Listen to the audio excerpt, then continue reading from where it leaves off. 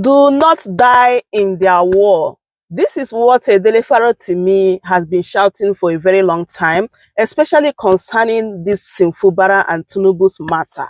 You guys remember when Tinubu declared the state of emergency in Rivers State, almost everyone were against that emergency rule in Rivers State. But right now, Fubara and Tinubu na 5 and C. Like these politicians, you can never trust any one of them, honestly, because these people are so hungry for power.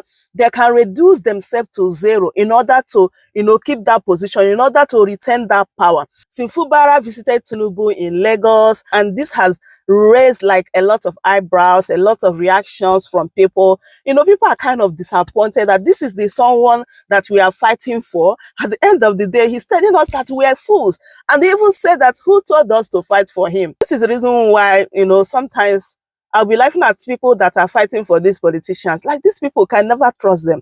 These people are only there for their selfish reasons, their selfish interests, not our interests, we Nigerians. Today, Arise News was on fire. Rufai just said it as it is today. Like, he just finished Fubara. Fubara are just a boy, honestly. Let me allow you guys to take a look and hear everything they discussed here, as well as other matter that has been trending in Nigeria. Take a look, my people. Well, there's been reactions after former governor of Rivers State, Rotomi Amaechi, after he dismissed his ongoing feud with the minister of the Federal Capital Territory, Wike, stating that he does not respond to children. Amaechi's comments came after Wike's recent criticisms, where he accused Amaechi of being hungry for power. Amaechi spoke to Charles Anyagolu on Arise Prime Time. He also mocked Wike's perceived self-made image, stating that Wike made himself chief of staff, made himself governor, made himself minister, and made himself local government chairman. Let's take a look. That man that says he made governor, how did you make this man governor? Right. Nobody has ever asked that question. 2, so how did you become governor? I don't know. I went to court. Latif Pabemi is my lawyer. He's not the attorney general, so you should ask. So that's one thing that needs to be made very, very clear. 2, it is not true that I called him Mohammed Bello Adoke, flew all the way from Abuja to Port Harcourt, that Wike asked me to make him commissioner for finance. And I said, no, he has to work under me. I want him as chief of staff so I can supervise him. I didn't offer him commissioner for finance. You see, I'm saying this because I don't want to join issues with children. Sure. I don't want to join issues with children. Violent. Rufai will say violence. I don't want to join issues with children. I actually heard you this morning say, no, that's not true. Wike is not a child. But I'd like for you to address, some of the comments he made right there, trying to give us the background history of how Wike got into power. Well, he was just saying basically that he was somebody that he employed. Well, I don't know whether you should refer to him as his personal employee, because in the real sense, if you construct it, Wike as chief of staff to the governor was invariably serving the people of Rivers State. It was government. It was Rivers State government, not, working for Amaechi in his personal capacity. All of them were serving the state. But he made a point about appointment. Usually when people are looking for appointments, when they know that this man is going to win, they will start lobbying. So, and he said that, Wike was interested in the position of Commissioner of Finance, but that he thought he should make him chief of staff so that he will be able to supervise him. And I said, saying this man is not good enough for Commissioner of Finance, let him be his chief of staff so that I can supervise him. It's a very mischievous innuendo. I don't want to explain the nature of the innuendo. Other people can stretch it out. Explain. I say it's an innuendo. Litigation. Explain. You're a lawyer. Yeah, well, it's an innuendo. Let's leave it at that. In other words, anyway. But he also says, he would rather not talk about Wike, because you see that throughout that interview, he didn't mention his name once. He said, I don't want to join issues with him. It's beneath him to be expanding insults in the public space with somebody who who won't serve him. And he made a point about character, which we were saying yesterday, that look, this man never acknowledges anybody that ever did him a favor. In other words, he was saying, this is just, a transactional character. He will use you, dump you, move on. If it is convenient, he comes back to you. And then he addressed the issue about, how he became governor. And he said it was God, it was the judiciary, it was Sir Peter Odili, and then the people of Rivers State. But I said earlier that he raised more cogent points beyond his, a thief with Nyesom Wike. The point about the fact that he wants the president of Nigeria, President Tinubu, to give a proper accounting with regard to fuel subsidy savings. There are people who have been saying that. And I said President Tinubu has explained that states have more money, debts have been paid, but perhaps, greater transparency that he's asking for. Maybe nobody can argue about that. He says INEC is not above board. Yeah. And that, political coalitions are finding it very difficult to register political parties and at the conditions. And he compared the present INEC chairman to former chairman Maurice Iwu. 3, he said that this government does not respect the rule of law. But specifically, he was talking about the situation in Rivers State with regard to the declaration of a state of emergency. But we saw Governor Fubara, visiting in the spirit of Salah celebrations, the president of Nigeria. And I was imagining that this should be an opportunity for him to further plead with the president that the 6 months should not extend beyond 6 months, particularly now that the sole administrator is behaving as if he wants to sit tight. That's where I'm going. Let me take that story that you can. But, that was a good interview with Charles Onyango. I enjoyed it thoroughly. I advise our viewers to watch it on our YouTube channel. Well, in the meantime, reactions have trailed the visit by the suspended governor of Rivers State, Similaye Fubara, to President Bola Ahmed Tinubu at his residence in Lagos on Tuesday. The visit comes less than a week after Fubara stated his intention to put aside pride and personal interest to restore peace in Rivers State and reconcile with his predecessor, FCT Minister Nyesom Wike, whom he refers to as his boss. The details of the meeting were not immediately disclosed. This is their first public meeting since President Tinubu declared state of emergency in Rivers State on March 18th and suspended the governor. Well, let's take a look at some reactions. This is from EJ Tweet. Found this reaction funny. He says, is Governor Wike aware? Is Wike aware, the minister? Well, politicians will always do political things. I made videos calling for the legal suspension to be lifted. And Fubara is smiling with Tinubu. Politics is just a game. Good luck to both of them, Rivers and Nigeria. Well, Emeka wrote, Governor Fubara's Lagos visit to President Tinubu hints a strategic move amidst Rivers State's political storm, with Wike's shadow looming. Fubara might be rethinking alliances, sometimes in politics. If you can't beat them, join them. And you know that we saw a lot of these comments online. When we saw that picture, we were like, hey, state capture. Those are some of the comments. But your thoughts on the visit by Fubara? Earlier in the program, I said, for me personally, I thought the optics were unfortunate because this is an elected official. Yes. And, we know that the assumption around it is that he's going to beg and plead. Mm-hmm. Now, if you remember in the month or so leading up to the state of emergency, the president had said that Governor Fubara should just stoop to conquer. Yes. That had been his very decisive advice to him. And well, we see he's finally taking the advice and it's bearing fruit. And it's unfortunate that, politicians will always do what it takes to stay in power or to claim power. It's around power. And where is the will of the people in all of this? Where is the accountability to the people who voted for him? The past 2 years have been stagnant in terms of development in Rivers State because it's been one political issue after the other. However, if you look at it from a political strategy perspective, especially after the statements we saw from the minister of the FCT at the beginning of the week, where he will deliver Rivers State, almost as the alpha and omega of the Rivers State. Well, this is President Tinubu also just reminding him that There's not one Alpha and Omega in River State. Yes. Don't forget that there's somebody waiting in the corridors of power who is sitting at the throne currently, and based on that might be able to also check and balance your own influence in the state. So, gosh, it's all games that are being played. My heart just bleeds for the people of River State who still need governance. River State. I mean, Rufai, we did see Governor Wike, I believe it was last month, actually accusing Arise TV of deceiving the governor and making him think that he was... Yes. He said that? Live television. He said Really? it. Yes, he Arise did. TV? Yes, that he was deceived to... No. Go ahead. There's no way we could have deceived us. I was wondering who did. Go ahead. I don't know, because I mean, the governor should have a mind of his own. So That's what we so you say we deceived the governor?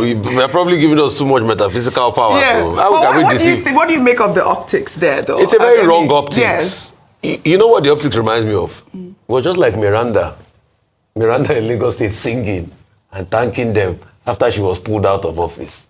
This is a bad optics for democracy. Let's call it speed is speed.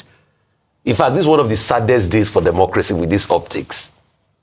A president that committed a constitutional aberration took an elected governor out by the people, trounced on the rights of an elected governor. And you, Fubara, because you want the power so much, you are going to beg. How much will you beg? So people like this, when they slap you, when they cut your head, you will beg. But you know, he did say that he wants peace. What so peace? He's trying what peace? Yeah, that what was his peace? last comment. What peace? What peace? Peace for the people of Peace River is State. earned through respect and war. Sometimes you have to sit down and fight. If you have to lose, you have to lose. In the end, isn't Fubara going to live there? Is he going to be governor forever? No. So in the end, you are still going to leave the position rather than somebody just trounce on your right like that and you look and you keep going to beg the same person that removed you from the mandate of the people. And you say, this is optics. And he's saying, oh, the other day he said, what did the Fubara say? He said, my mind is living there. But obviously your mind has not left there.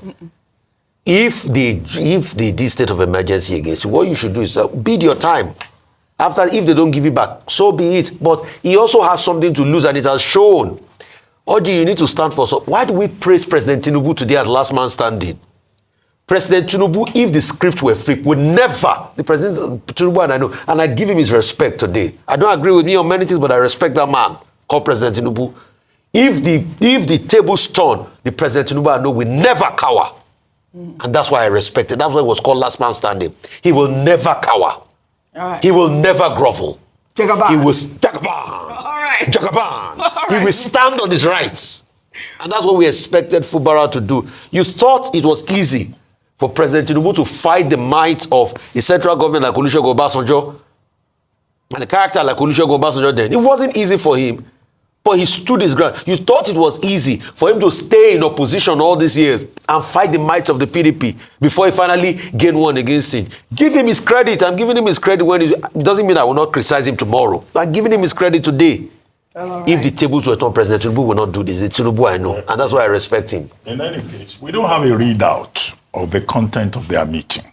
We are just assuming that given the circumstances in River State and the declaration of state of emergency, that the reason they went there to see President Tinubu, first time we will see the two of them together since this crisis began. So we assume that you cannot leave the place without talking about the state of emergency. Suppose he just went there to just greet the president in the spirit of Salah, and maybe River state of emergency was not discussed. But okay, you can say it's the unspoken subtext. Right. I mean, you can't just go, I hear you're in Lagos, sir.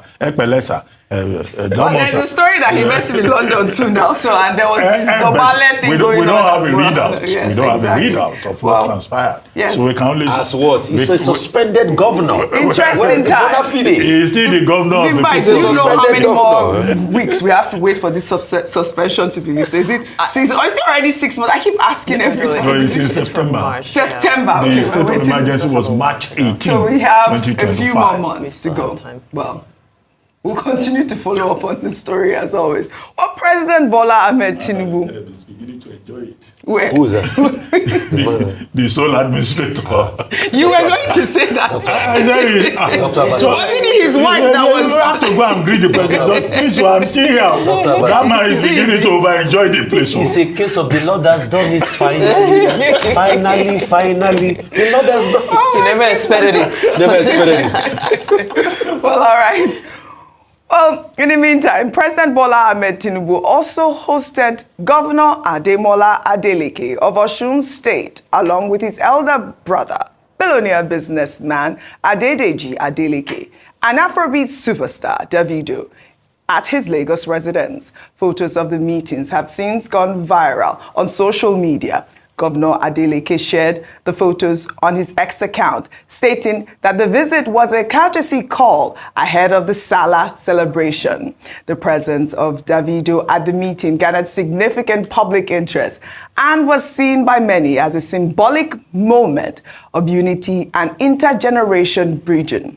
Some described the meeting as reflective of President Tinubu's inclusive approach to engaging with leaders across political divide. And this is what Rufai was talking about Tinubu and, the way that he handles his politics. We know that Governor Adeleke is of the PDP, but he has absolutely maintained a cordial relationship with the presidency. This picture has sparked a lot of reactions online. Dr. Amaechi. No, talking about optics again. Yes. We may just apply the same rule about assumptions that we, applied to the case of Fubara, governor of Rivers State, in Osun State case. Yes. Now, Osun State has a major issue with the federal government of Nigeria. The federal government of Nigeria has withheld local government allocations to Osun State for the months of April, May, June. And Osun State has since gone to the Supreme Court to say that in the light of Section 162 of the Constitution, although there is also another Supreme Court judgment, that the federal government cannot withhold allocations to Osun State local councils. The issue is about, is it the APC that is the legitimate, that provides the legitimate council chairman, or is it the PDP, the November 22 local government election, or the 2025 local council election organized by the PDP under Governor Adeleke? The matter went to the Court of Appeal. Now, different interpretations on both sides as to who should be the legitimate local council chairman. So he also has a matter that he will just carry his elder brother, take his nephew, and in the spirit of Salah, they said they went there, courtesy call for Salah. Yes. Now, I don't know whether the issue of that local council thing came up. What the AGF Osun State is citing is the AGF Lagos State versus AG Lagos versus AG Federation in 2004, which involved Governor Tinubu as he then was. And at that time, Lagos State won. Now, another irony here is that in Edo State, they also have local council issues. Is the APC that is in Edo State, right? Yeah. Very similar to what you have in Osun. In Edo State, the federal government did not withhold allocations to local councils in Edo State. So, but we don't have a readout, we don't have a statement that this is what they discuss. It's supposed to just be Salah visit. And a lot of people will be going to visit the president for Salah. Now, finally, I also imagine that in the spirit of Salah, I don't know whether Governor Adeleke got a chance to teach the president some dance steps. How did you know? That was what I was going to ask. I was exactly going to Because the president too has been dancing. Maybe they should have taken the opportunity. With Davido in their With Davido, they have to teach the president some steps. And you'll be like, then go feel it. I just want to ask, do you know maybe, was it a reportage or something around it? This time last year, did Fubara go to visit President Tinubu last year? Something about him going to London. To London, yes. That's what I said earlier. I'm saying, did he go last year to visit President Tinubu around in Lagos? Oh, you mean during the Salah thing? The report I saw was that he went to see him in London. No, he's talking about the Salah. No, that didn't happen. We don't have a report. Anyway, during Salah period, all the governors, but did it happen they all come around. They will soon carry themselves in the big bus and come and did it happen last year? Did he? He said he doesn't know now, Rufai. Let's move on with that. But I mean, I just thought it was a fun visit with the Davido and the Adelekes there. You don't have insider information. I need it. I need to put. I don't have it. Okay. At first, when I saw the pictures, I was like, "Hey, Emma Bamike." No, but Davido was with the president. But the Davido was with the president. So hopefully he was the one who organized the meeting. It was nice to see, and I'd love to see a video. If there was who's that guy? Cubana chief priest there will have been videos flying around. Well, all right. Kudos, Governor Ademola Adeleke and Davido. Well, in another development, Senator Orji Uzor Kalu has accused some Nigerian politicians, wealthy businessmen, and senior civil servants of sponsoring Boko Haram to destabilize President Bola Ahmed Tinubu's administration. Kalu made the claims during a televised interview, stating that these individuals are using terrorism as a tool to fight Tinubu and seize political power, similar to their actions against previous governments. Let's take a look. Political class are bringing Boko Haram. Political class are bringing terrorism to fight Bola Tinubu, to fight Buhari, to fight people. They are the one bringing these things. It's the political war that causing all these things. People want power. They want to destroy the whole system to grab power. And you don't grab power this way. Politicians and businessmen and civil servants, people who are dissatisfied with the running of government, people who want to grab power. You just hear what so many people say. Some of them are not looking for money. Some of them are looking for political power to hold it. So we are all friends, as I told you before. I want all of us to behave like friends. If we are friends, we should think about the man down the line. We should be able to lift Nigerians up. Orji Uzor Kalu has been talking a lot lately. I mean, now we are seeing him.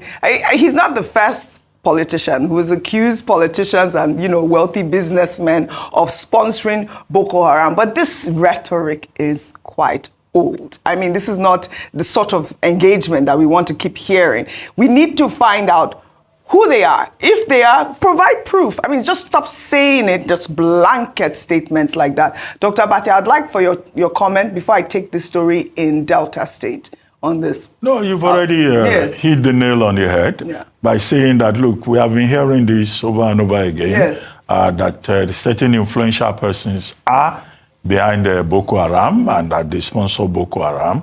And there are persons who even ethnicize it. Yes. That Boko Haram seems to flower when any Southerner is in power. Yeah. Just as you only have frenetic coalition politics when the Southerner is president. When a Northerner is there, you don't hear any coalition to remove the Northerner from power. So you have these, speculations. Yes.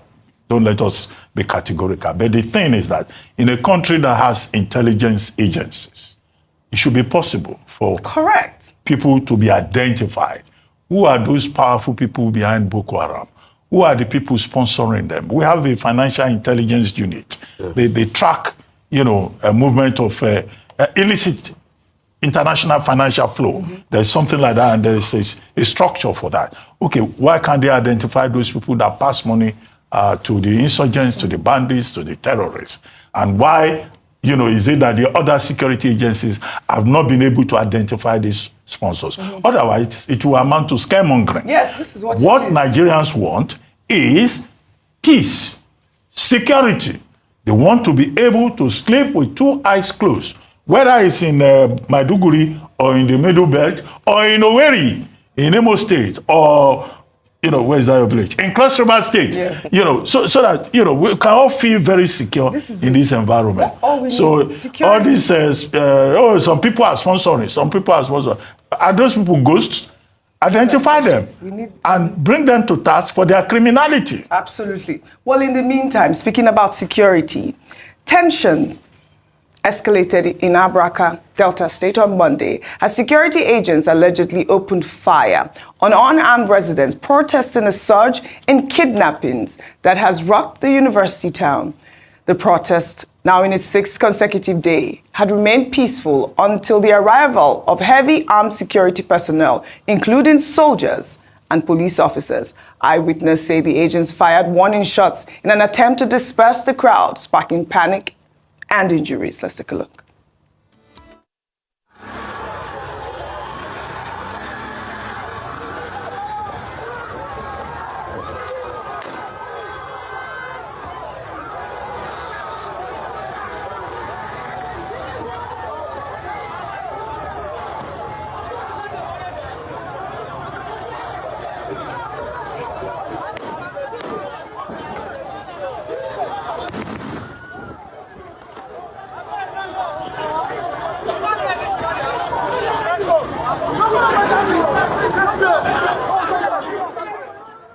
This is unfortunate. The right to protest, like we always say on this table, is our fundamental right. I mean, these students from different schools, they've been protesting the spate of kidnappings. Instead of our security forces to help them or even secure them or try to, speak with them, you shoot.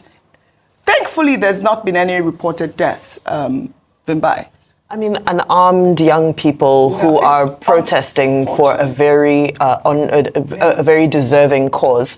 This is sad to see, especially as, we're talking about insecurity. We spoke about how the Chief of Army Staff is having to relocate from different places in the country to other places because he needs to be closer to the theater of where things are actually happening. And then you have some bad apples in the military service who are misbehaving in this way. I know Dr. Abasi earlier had made the point that, well, if it seems they're less busy. If they're less busy, they should take them, they're trigger happy, right? Yes. So they should take them right to the theater of war where the action is happening so they can fire these bullets to the people who deserve to receive them. But this is totally unethical. This is unfair. We really need to review our culture around how we address protests because it's turning into a culture. It's repetitive. We see it in different places at different degrees, but it's there to the point that many people are now afraid to protest. And that is not a mark of a thriving democracy. However, I do hope that the necessary hierarchy in the military have noted this, that these soldiers will be disciplined. We know that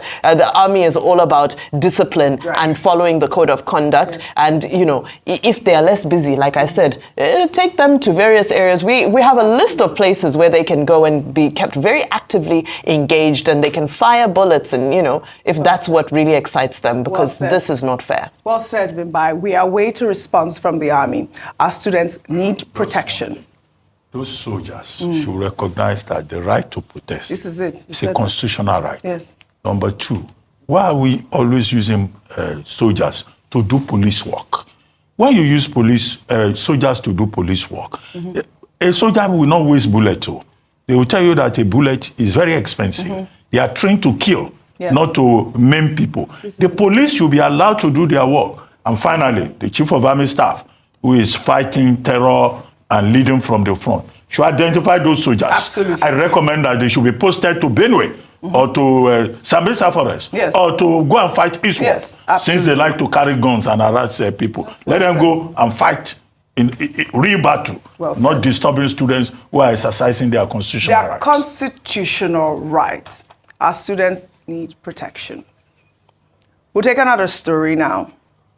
The scheduled arraignment for Senator representing Kogi Central, Natasha Akpoti-Uduaghan, which was set for Tuesday, June 3rd, has been stalled by the Judiciary Staff Union of Nigeria's Strike Action. Akpoti-Uduaghan was set to be arraigned before the Federal High Court on charges of criminal defamation filed by the federal government. The charges accuse Akpoti-Uduaghan of making defamatory statements during a live television program on April 3rd, 2025. She's alleged to have claimed that Senate President Godswill Akpabio and former Kogi State Governor Yahaya Bello discussed plans to assassinate her. Akpoti-Uduaghan doubled down on her claims in a recent interview, stating that her suspension from the Nigerian Senate was prescripted politically motivated and designed to silence her. She also claimed that Senate President Godswill Akpabio asked her to harass ministers and heads of agencies in exchange for kickbacks and favors for his personal benefit. She spoke with Adeola Faihun. Let's take a look. So at one of those gatherings, he then went, Senator Uduaha, you haven't reported progress. And I was like, reported progress? He said, yes, that I'm supposed to report progress. So I said, okay, give me a few days, I'll report progress. He said, fine. So I went later on, made a PowerPoint presentation of my activities as the chair then, the meetings we've held, the timeline of events, the action plans.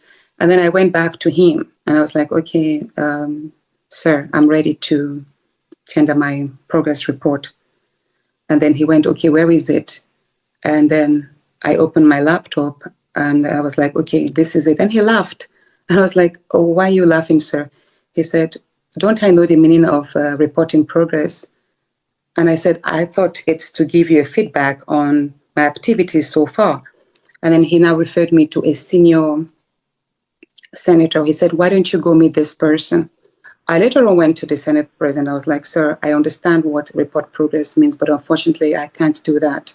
I also told my husband that I was like, wow, so it means it's more like you extort or harass so that you can pacify or parley the Senate president in order to keep your position. So I didn't do that. And he later, a number of times, he was like, Natasha, if you don't know how to harass the chairman, that means you don't, if you don't know how to harass the ministers, that and the executive secretary of local content, that means you're not capable of running the committee. So that means to the Senate President Akpabio, deliverables are not tied to objectivity and performance. It's more like what returns come to him.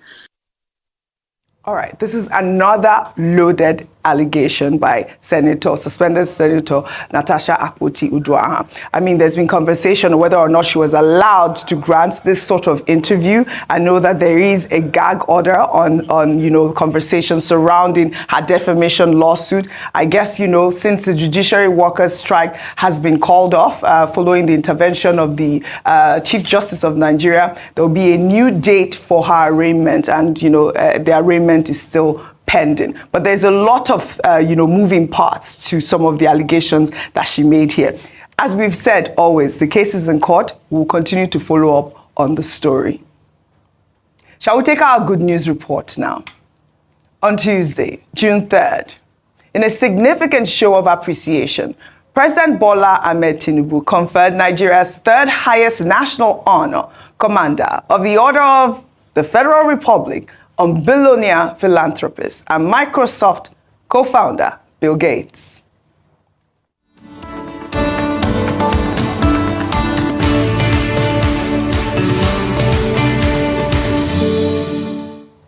President Bola Ahmed Tinubu presented the Medal of Honor to Gates in Lagos, with Africa's richest man, Aliko Dangote, also in attendance. The award recognizes Gates' significant contributions to global health, education, and poverty elevation, particularly through the Bill and Melinda Gates Foundation, which has made substantial investments in Nigeria. The honor follows the Gates Foundation's announcement of a $200 billion commitment over the next 20 years to advance progress in saving and improving lives, with a significant portion of that funding earmarked for Africa. President Tinubu described Gates' efforts as a model of global citizenship and compassion. Let's take a look.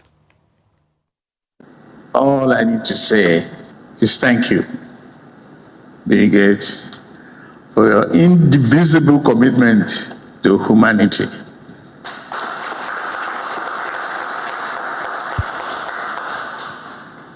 It is highly remarkable. It's an inspiration to leadership across the world, including the one standing before you.